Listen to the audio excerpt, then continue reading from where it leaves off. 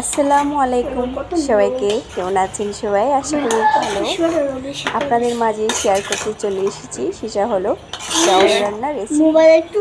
যারা নতুন আপুরা বাইরা আছেন বিবাহিত, তাদের জন্য আজকে একদম জর্জরাও না, একদম আঠালোও না, একটা পোলাও রান্নার রেসিপি নিয়ে এসেছি। ছোট বড় সবার পছন্দের। আমি যেভাবে রান্না করেছি সেটাই আপনাদের মাঝে শেয়ার করেছি। আশা করি আজকের রেসিপি আপনাদের ভীষণ ভালো লাগবে। ভালো লাগলে লাইক, কমেন্ট, শেয়ার, সাবস্ক্রাইব করতে ভুলবেন না। তো আমার পোলাও রান্না কীরকম হয়েছে সেটাই প্রথমে দেখিয়ে দিলাম। প্রথমে আমি একটা কড়াইয়ে বসিয়ে দিয়েছি, তারপর তো দিয়েছি তেল, কড়াইটাকে একটু গরম করে, তারপর পেঁয়াজ কুচি, তারপরে দিয়েছি তেজপাতা, এলাচ, দারচিনি, তারপরে আদা রসুন বাটা দিয়ে একটু তেল দিয়ে নিয়েছি। তেলের পরিমাণটা কম হয়েছে, তেল দিয়ে হালকা একটু ভেজে নিচ্ছি। তারপর দিয়েছি লবণ, দিয়েছি কাঁচামরিচ, দিয়ে আবার একটু ভেজে নিচ্ছি। তারপরে দিয়ে দিচ্ছি গাজর কুচি। পোলাওয়ের টিপস সেটাই, পোলাও রান্না করার ক্ষেত্রে যদি গাজর কুচি ব্যবহার করেন অবশ্যই পোলাওয়ের স্বাদ দ্বিগুণ বেড়ে যাবে। তারপর তেলটা উপরে চলে এসেছে, একটু গাজরটা ভেজে নিয়েছি। তো ভাজা হয়ে গিয়েছে।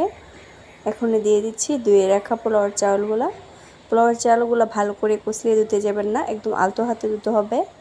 ভালো করে কষলিয়ে ধুতে গেলে পোলাওর চাউলটা ভেঙে যায়, পোলাওটা আস্তে হয় না। একটু ভাজা করে নিচ্ছি চাউলটা একটু ভাজা করে নিলে পোলাওর টেস্টটা একটু ভালো আসে, তার জন্য ভাজা করে নিচ্ছি। তারপরে দিয়ে দিচ্ছি গরম করে রাখা দুধ।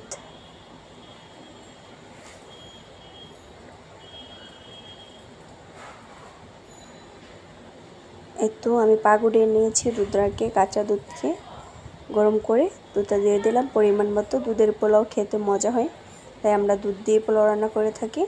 তারপরে দিয়েছি গরম পানিটাকে ভালো করে সিদ্ধ করে ফুটিয়ে দিয়ে দিয়েছি পরিমাণ মতো। আমার মজাদার পোলাও রান্না হয়ে গিয়েছে, কারণ আমি এখন একটা বলক আসলে ডেকে একদম গ্যাসটা কমিয়ে রান্না করে ফেলছি। আর কিছুই দিই নাই, শুধু গ্যাস কমিয়ে রান্না করেছি।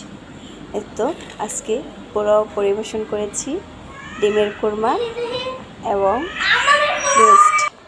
আসসালামু আলাইকুম